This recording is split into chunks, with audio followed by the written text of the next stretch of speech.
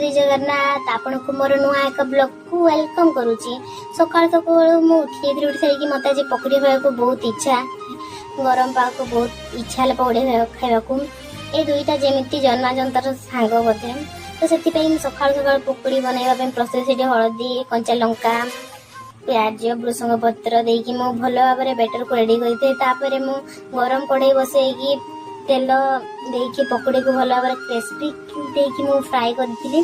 तो देखिपे ये जो क्रिस्पी क्रिस्पी माने घर सारा पूरा सुगंध समस्त खाया पूरा छानिया भल भाव में पकड़ी को छाणी दी। छाणी सारापर ये देखो माने गोटे भांगी देखो केते बड़े मोर पकड़ी होती आ बाहरटा पूरा क्रिस्पी सत कहूँ वर्षा पागरे एमती पकड़ी मिलगला आ कौन दरकार। तापर मुझे पूजा घर को पड़ती भिडियो सुट करने तो देखो बाहर केते वर्षा, तो ये वर्षा छाड़ा भिडियो करी भाव देखिए मत पारा मैंने आम पाखापाखि उड़ूले मैंने बहुत भल लगुला।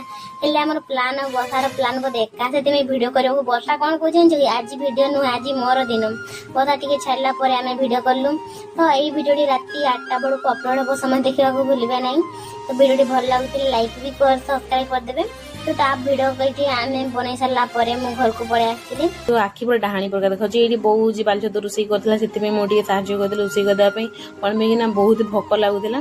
तो ये आम तरकारी पूरा रेडी हो जाता, बास्ना तो बहुत भल लगुला। तो भात खाला बेले देखो केते प्रकार तरकारी ये हूँ एकाथरे 5-6टा तरकारी आम खाऊलु। खाई सारा मूषा मैंने आम लुगापड़ा केमती काटी देखु मैंने सबू मोर नुआ लुगा माने लुगा नुआ मो ड्रेस बोर लुगा सब काटिकी पूरा छीन छतर कर मूषा मान को कौन कहबू से आम पुषुचु हेल्ले आमरी क्षति कर। तो बापा किसी गिफ्ट पाई अनबक्सिंग कर तो ये किसी बासन जिनस था तो मुझे भल भाव देखनी कौन पे लुगापड़ा सब मूषा खाईदेला से मो चिंता थी कौड़ी जिन रखी कौड़ी ना।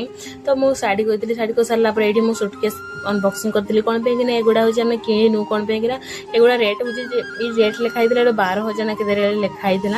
तो आम गिफ्ट ये मुझे 2टा सुटकेस बाहर कर लुगापड़ा रखी लुगापड़ा मुझे साइती रखी मूषा केमिति करब आज बाहर मुझे मारिकी पूरा अच्छी छतर करदेवी।